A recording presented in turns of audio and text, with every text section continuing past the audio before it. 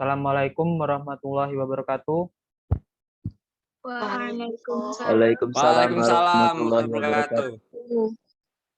Kami dari kelompok 4 yang beranggotakan Dimas Dwi Dinata dengan NIM 89, saya sendiri dengan NIM 91, atas nama Rizky Seprianto, Ervina Septiwi dengan NIM 92, Puji Pramulia dengan NIM 98, Lola Depra dengan NIM 102, Alif Agung Wicaksono dengan NIM 104, Tika Notalia Isa dengan NIM 105, dan Tiara Maharani dengan NIM 111.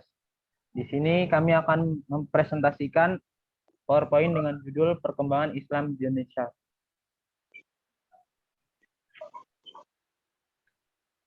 Materinya yaitu perkembangan Islam di Indonesia, maksudnya Islam di Indonesia, peranan perkembangan Islam di Indonesia, manfaat yang diambil, hikmah perkembangan Islam di Indonesia.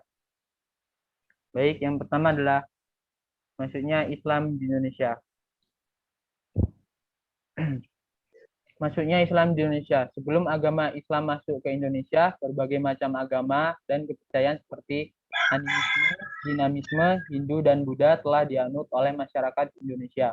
Bahkan pada abad 7-12 Masehi, di beberapa wilayah kepulauan Indonesia telah berdiri kerajaan-kerajaan Hindu dan Buddha.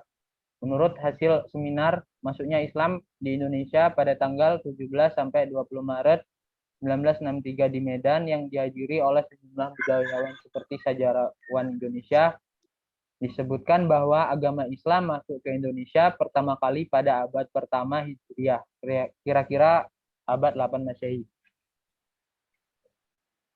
Cara masuknya Islam di Indonesia.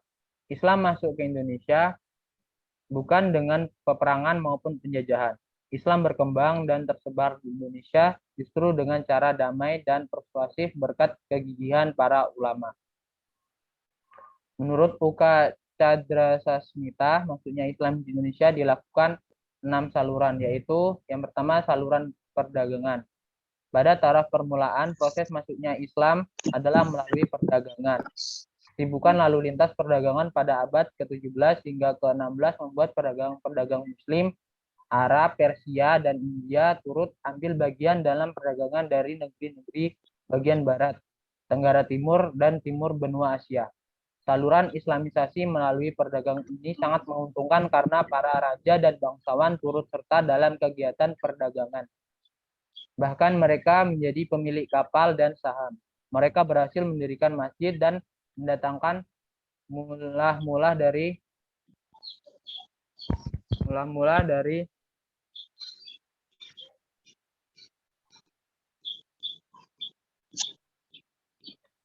luar sehingga jumlah mereka menjadi banyak. Dan karena anak-anak Muslim itu menjadi orang Jawa dan kaya di beberapa tempat, penguasa Jawa yang menjabat sebagai Bupati Majapahit ditempatkan dari pesisir utara Jawa Barat yang masuk Islam. Baik, saluran perkawinan akan dilanjutkan oleh Ervina Septiwi.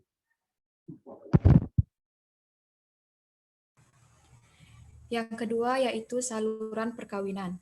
Dilihat dari sudut ekonomi, para pedagang Muslim memiliki status sosial yang lebih baik daripada pribumi Indonesia sendiri, sehingga tidak sedikit penduduk pribumi yang tertarik dengan para pedagang Muslim tersebut, khususnya putri-putri raja dan bangsawan. Proses Islamisasi ini dilakukan sebelum adanya putri raja dan sebelum adanya pernikahan yang kemudian dilanjutkan dengan proses pernikahan sampai pada akhirnya mereka mempunyai keturunan dan mampu membuat daerah-daerah atau bahkan kerajaan-kerajaan Islam. Jalur perkawinan ini lebih menguntungkan apabila terjadi antara saudagar Muslim dengan anak bangsawan atau anak raja dan adipati, karena bangsawan, raja, dan adipati dapat mempercepat proses masuknya Islam di Indonesia. Yang ketiga yaitu saluran tasawuf. Pengajar-pengajar tasawuf atau para sufi mengajarkan teosofi yang bercampur dengan ajaran yang sudah dikenal luas oleh masyarakat Indonesia. Mereka mempunyai kemampuan dan kekuatan-kekuatan menyembuhkan. Di antara mereka ada juga yang mengawini putri-putri bangsawan setempat.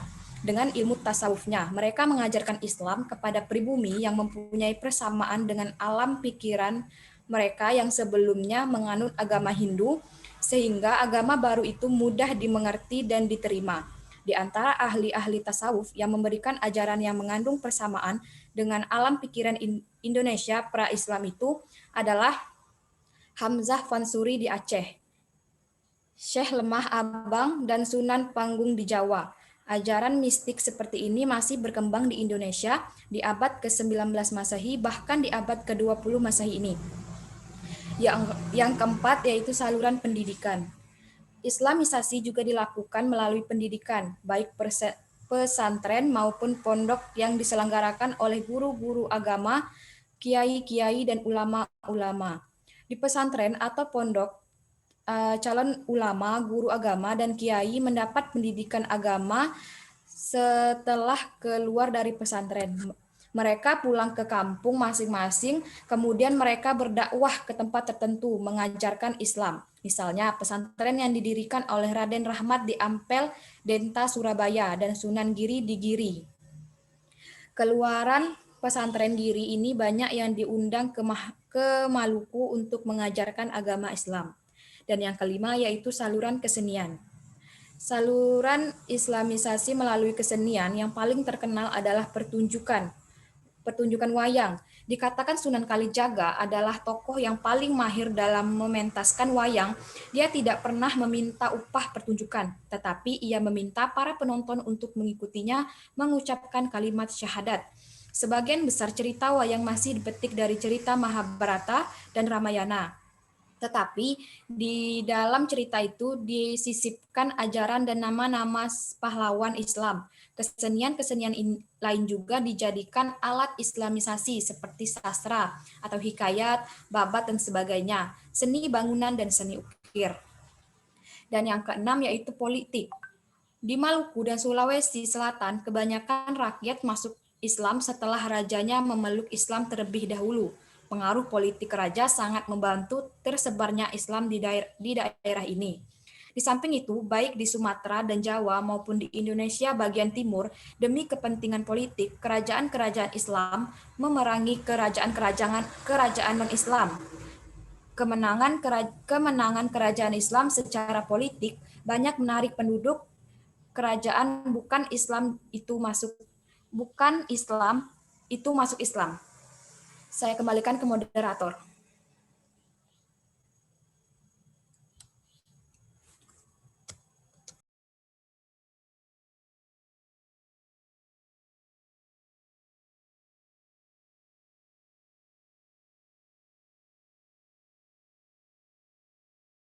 Baik, selanjutnya akan dibacakan oleh Dimas Widinata.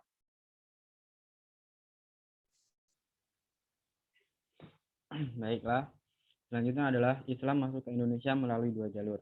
Yang pertama ada jalur utara. Jalur utara itu rutenya yaitu Arab, tepatnya Mekah dan Madinah, lalu ke Damaskus, lalu ke Baghdad, kemudian ke Gujarat, tepatnya pantai barat India, lalu ke Sri Lanka, baru ke Indonesia. Sedangkan jalur selatan itu rutenya adalah Arab, yaitu Mekah dan Madinah, menuju ke Yaman, kemudian ke Gujarat, baru ke Sri Lanka, dan sampai ke Indonesia. Kemudian daerah pertama dari Kepulauan Indonesia yang dimasuki Islam adalah pantai Sumatera bagian utara. Berawal dari daerah itulah, Islam masuk menyebar ke berbagai pelosok Indonesia, yaitu wilayah-wilayah Pulau Sumatera lainnya selain pantai Sumatera bagian utara, Pulau Jawa, Pulau Sulawesi, Pulau Kalimantan, Kepulauan Maluku, dan sekitarnya.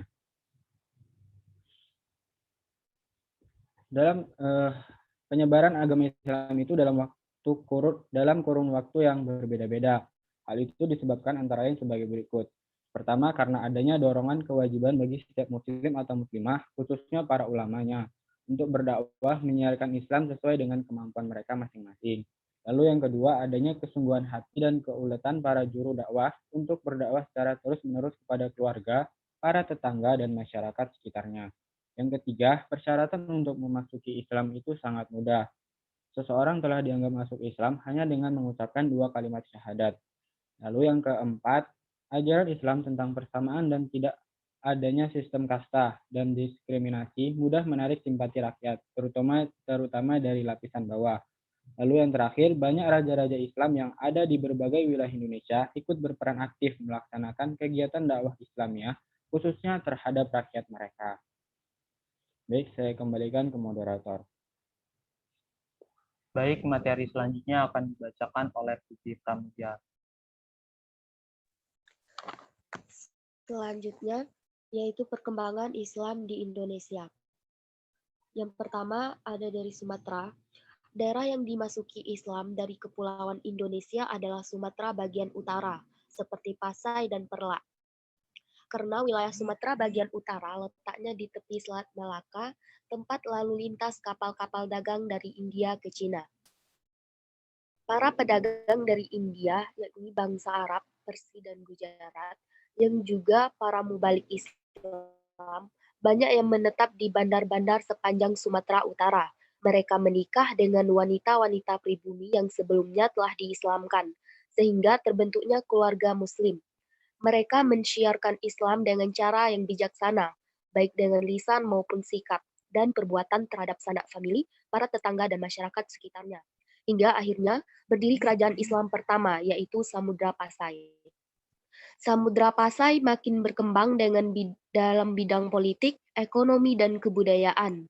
Seiring dengan kemajuan kerajaan Samudra Pasai yang sangat pesat, pengembangan agama Islam pun mendapat perhatian dan dukungan penuh. Yang kedua, Jawa. Penemuan nisan makam Siti Fatimah binti Maimun di daerah Gresik yang wafat pada tahun 1101 Masehi dijadikan tonggak awal kedatangan Islam di Jawa hingga pertengahan abad ke-13. Bukti-bukti kepurbakalaan maupun berita-berita asing tentang masuknya Islam di Jawa sangatlah sedikit. Baru sejak akhir abad ke-13 Masehi hingga abad-abad berikutnya, terutama sejak Majapahit mencapai puncak kejayaannya, bukti-bukti proses pengembangan Islam ditemukan lebih banyak lagi. Misalnya, penemuan kuburan Islam di Toroloyo, Trowulan, dan Gresik, dan juga berita Mahuan yang menceritakan tentang adanya orang-orang Islam yang bertempat tinggal di Gresik. Pengembangan Islam di tanah Jawa dilakukan oleh para ulama dan mubalik yang kemudian terkenal dengan sebutan Wali Sanga atau 9 wali yang terdiri dari Maulana Malik Ibrahim, Sunan Ampel, Sunan Bonang, Sunan Giri, Sunan Derajat, Sunan Gunung Jati, Sunan Kudus, Sunan Kalijaga, dan Sunan Muria. Yang ketiga, Sulawesi. Menurut berita Tompires, pada awal abad ke-16 di Sulawesi banyak kerajaan-kerajaan kecil yang sebagian masih memeluk kepercayaan animisme dan dinamisme. Di antara kerajaan-kerajaan itu yang paling terkenal dan besar adalah Kerajaan Gowatalo, Bone, Wajo, dan Sopang. Pada tahun 1562 sampai 1565 Masehi, di bawah pimpinan Raja Tamuparisi Kolama, Kerajaan Gowatalo berhasil menaklukkan daerah Selayar, Bulukumba, Maros, Madar, dan Luwu. Pada masa itu, di Gowatalo telah terdapat kelompok-kelompok masyarakat Muslim dalam jumlah yang cukup besar. Pada tanggal 22 September 1605, Raja Goa yang bernama Karentanigalo masuk Islam yang kemudian bergelar Sultan Alauddin. Setelah resmi menjadi kerajaan yang bercorak Islam, Goa melakukan perluasan kekuasaannya.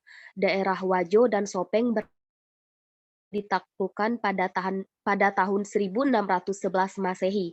Sejak saat itu, Goa menjadi pelabuhan transit yang sangat ramai. Yang keempat ada Kalimantan. Sebelum Islam masuk ke Kalimantan, di Kalimantan Selatan terdapat kerajaan-kerajaan Hindu yang berpusat di negara Dipa, Daha, dan Kahuripan yang terletak di hulu sungai Nagara dan Amuntai-Kini. Menjelang kedatangan Islam, kerajaan Daha diperintah oleh Maharaja Sukarana.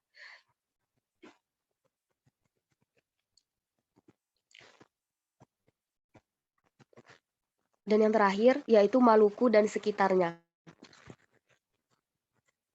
Antara tahun 1400 sampai 1500 Masehi atau pada abad ke-15, Islam telah masuk dan berkembang di Maluku, dibawa oleh para pedagang Muslim dari Pasai, Malaka, dan Jawa.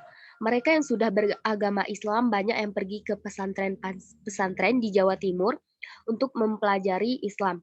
Raja-raja di Maluku yang masuk Islam, di antaranya Raja Ternate, Raja Tidore, Raja Jailolo, dan Raja Bacan. Selain Islam masuk dan berkembang di Maluku, Islam juga masuk ke Irian. Daerah-daerah Irian Jaya yang dimasuki Islam adalah Miso, Jalawati, Pulau Wagio, dan Pulau Gebi. Baiklah, selanjutnya saya serahkan kepada moderator. Baik, selanjutnya akan dibacakan oleh Lola Depra. Selanjutnya, peranan perkembangan Islam di Indonesia. Pada masa penjajahan, yang pertama, peranan umat Islam pada masa penjajahan. Sebelum bangsa Belanda masuk ke Indonesia, sebagian besar masyarakat Indonesia telah memeluk agama Islam.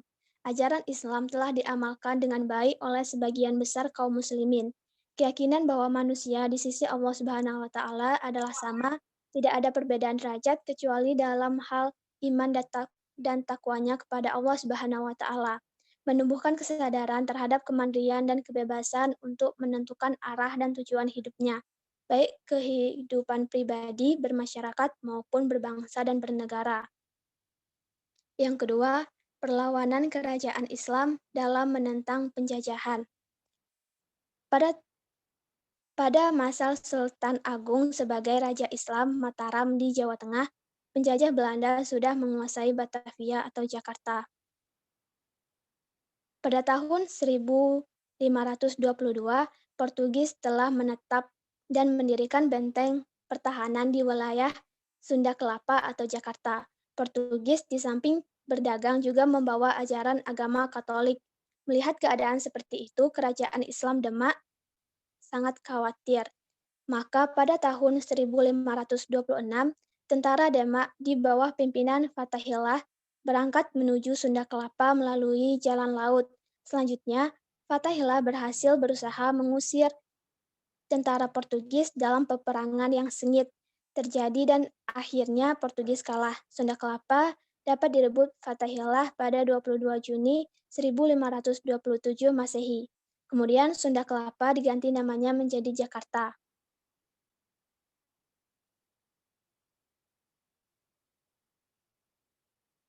Pada masa Perang Kemerdekaan, yang pertama, peranan umat Islam pada masa kemerdekaan. Perilaku kaum penjajah makin lama makin kejam terhadap bangsa Indonesia. Penindasan, kesewenang-wenangan, dan ketidakadilan penjajah merajalela. Bangsa Indonesia tertindas, miskin, terbelenggu oleh kaum penjajah. Kaum muslimin yang merupakan penduduk terbesar bangsa Indonesia sangat merasakan perilaku kaum penjajah itu. Para ulama bersama kaum muslimin bangkit, berusaha membebaskan bangsa Indonesia dari tangan penjajah. Di seluruh pelosok Nusantara, kaum muslimin bangkit untuk merebut kembali kemerdekaannya yang telah dirampas oleh penjajah. Pahlawan-pahlawan perjuangan kemerdekaan berjuang terus, tiada henti-hentinya, dengan segala pengorbanan, baik berupa harta maupun jiwa. Yang kedua, peranan organisasi Islam dan pondok pesantren pada masa Perang Kemerdekaan. Sejak awal Islam masuk ke Indonesia dan pada masa perkembangan selanjutnya, ulama Islam menempatkan pendidikan sebagai tugas utama. Wujud konkret pendidikan adalah pesantren dan muridnya disebut santri. Tempat pendidikan ada yang menyatu dengan masjid dan ada yang secara khusus dibangun biasanya dekat masjid. Melalui pesantren, ulama mendidik santri mengajarkan berbagai ilmu pengetahuan, terutama mengenai ilmu agama.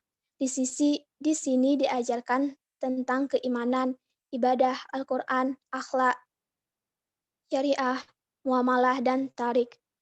Selain itu, ditanamkan pengertian hak dan kewajiban kaum muslimin sebagai makhluk individu dan sebagai makhluk sosial, serta perjuangan untuk memperoleh hak kemerdekaan yang telah dirampas oleh kaum penjajah.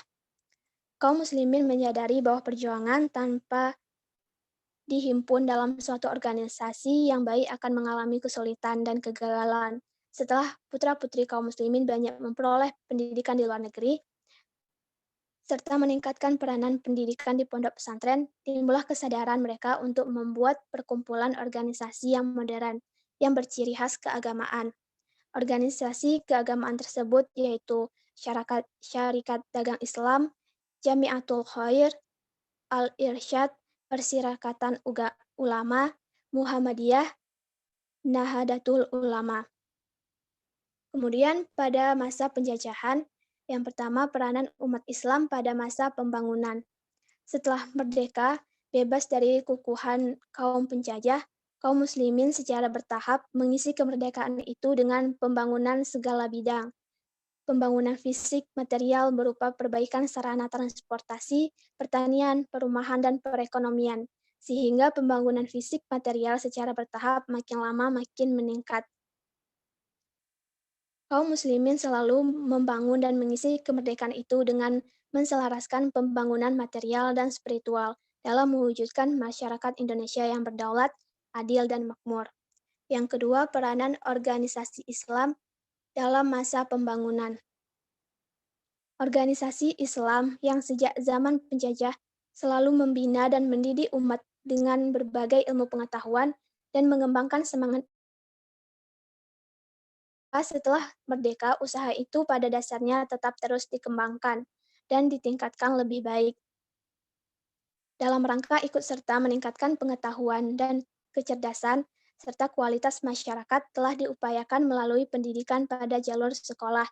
Didirikanlah oleh organisasi-organisasi Islam berbagai lembaga pendidikan dari jenjang pendidikan dasar seperti SD, SMP, pendidikan menengah seperti SMA, dan pendidikan tinggi seperti universitas dan institut yang tersebar di seluruh daerah.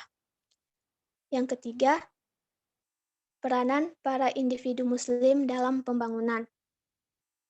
Banyak orang Islam secara pribadi, baik sebagai dokter, dosen, pejabat negara, wakil rakyat, pengusaha, cendekiawan, petani, guru, pengrajin, dan lain-lain, mereka semua melakukan kegiatan dengan bersungguh-sungguh sesuai dengan profesi dan keahlian masing-masing. Tanpa terikat dengan organisasi keagamaan, mereka menyumbangkan dharma baktinya kepada bangsa dan nusa.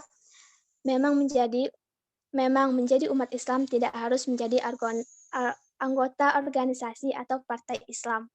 Dan yang terakhir, peranan lembaga pendidikan dalam masa pembangunan. Lembaga pendidikan Islam dalam kegiatan lebih menekankan pembinaan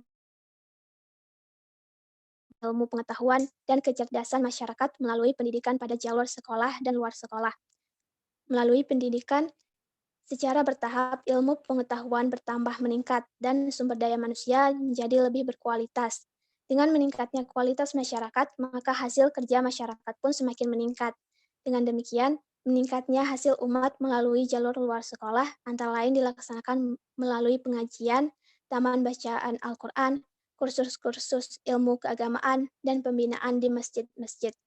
Demikianlah betapa besar peranan kelembagaan pendidikan Islam dalam pembangunan bangsa erat dengan kaitannya sumber daya manusianya sebagai pelaksana pembangunan itu sendiri. Saya kembalikan ke moderator. Baik, materi selanjutnya akan dibacakan oleh Alif Agung Wicaksono. Baik, kemudian yang keempat ada manfaat yang dapat diambil dari sejarah perkembangan Islam di Indonesia. Yang pertama yaitu mengetahui dan memahami sejarah perkembangan Islam di Indonesia. Yang kedua, mengetahui dan memahami perkembangan ilmu pengetahuan dan kebudayaan. Yang ketiga, menjadi cermin untuk memacu kehidupan yang lebih baik. Yang keempat, mempelajari sejarah agar dapat melakukan perubahan yang lebih baik. Kemudian yang kelima, menghargai kerja keras para pahlawan bangsa. Kemudian yang keenam, kehadiran para pedagang Islam yang telah berdakwah dan memberikan pengajaran Islam di bumi Nusantara turut memberikan nuansa baru bagi perkembangan pemahaman atau atas suatu percayaan yang sudah ada di Nusantara ini. Kemudian yang ketujuh, hasil karya para ulama yang berupa buku sangat berharga untuk dijadikan sumber pengetahuan. Kemudian yang kedelapan, kita dapat meneladani Wali Songo telah berhasil dalam hal-hal seperti berikut, yaitu menjadikan masyarakat gemar membaca dan mempelajari Al-Quran, kemudian mampu membangun masjid sebagai tempat ibadah dalam berbagai bentuk atau arsitektur hingga ke seluruh pelosok Nusantara, Kemudian mampu memanfaatkan peninggalan sejarah, termasuk situs-situs peninggalan para ulama, baik berupa makam, masjid, maupun peninggalan sejarah lainnya.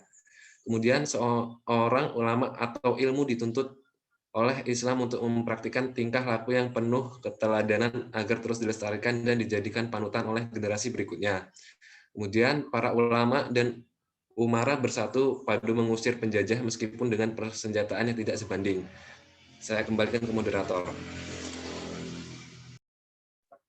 Baik, materi selanjutnya akan dibacakan oleh Vika Natalia Isa.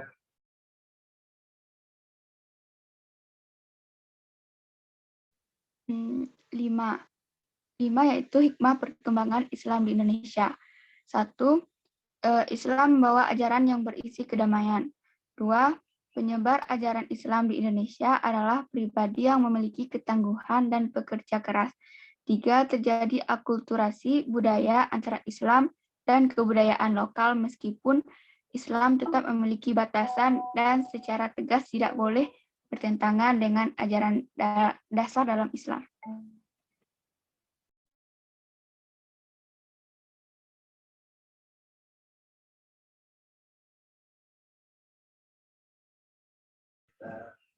Baik, itulah tadi hasil presentasi dari kelompok 4. Mohon maaf apabila terdapat kesalahan, kekurangan, dan kelebihannya. Saya akhiri. Wassalamualaikum warahmatullahi wabarakatuh. Waalaikumsalam warahmatullahi wabarakatuh.